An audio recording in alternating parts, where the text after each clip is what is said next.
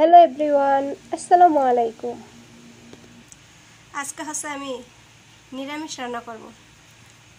নিরামিষ রান্না করার জন্য হচ্ছে আমি এখানে ক্যাপসিকাম কেটে নিয়েছি, আর হচ্ছে এই যে একটা সবজি, এটাকে হচ্ছে আমাদের বাংলাদেশের দুন্দুল আছে না, আমাদের দেশের দুন্দুলের মতো দেখা যায়, কিন্তু সৌদি আরবের ভাষা এটাকে বলে কুসা, কিন্তু আমাদের দেশের দুন্দুলের মতো দেখা যায়। তো এই সবজিটা কেটে নিছি, আর হচ্ছে এখানে কাঁচামরিচ কেটে নিছি, টমেটো কেটে নিছি, আর হলো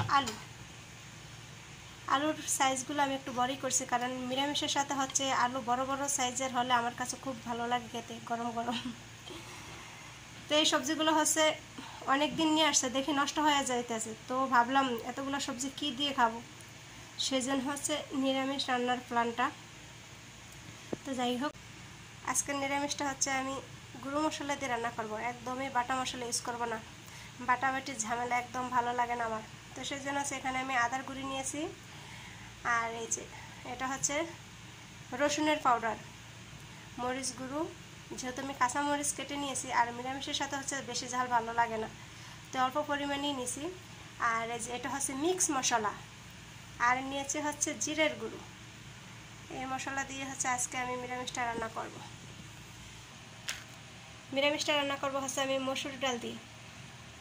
তো ডালটা যদি নিরামিষের সাথে মাখা মাখা না হয় তাহলে আমার কাছে একদমই ভালো লাগে না। ডালটা আমি আলাদা একটা হাঁড়িতে বসিয়ে দিয়েছি, তো ডালটা আমার খুব সুন্দর মতো সিদ্ধ হয়ে গেছে। সব সবজিগুলো হচ্ছে গরম পানিতে দিয়ে দিয়েছি, আর হলো মশলাগুলো দিয়ে দিয়েছি, দিয়ে এখন এটাকে ভালো করে সিদ্ধ করব। আর এখন হচ্ছে আমি ডালটা দিয়ে দিব, ডালটা এখনও দিই নাই, ডালটা দিয়ে দিব।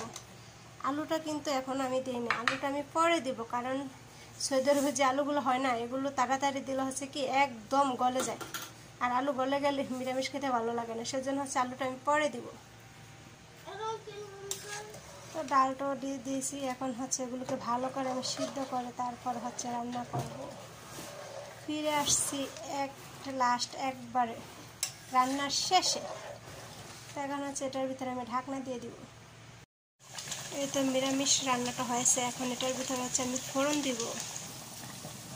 আর ফোড়ন দেওয়ার জন্য হচ্ছে আমি বড় সাইজের একটা পেঁয়াজ কেটে নিয়েছি।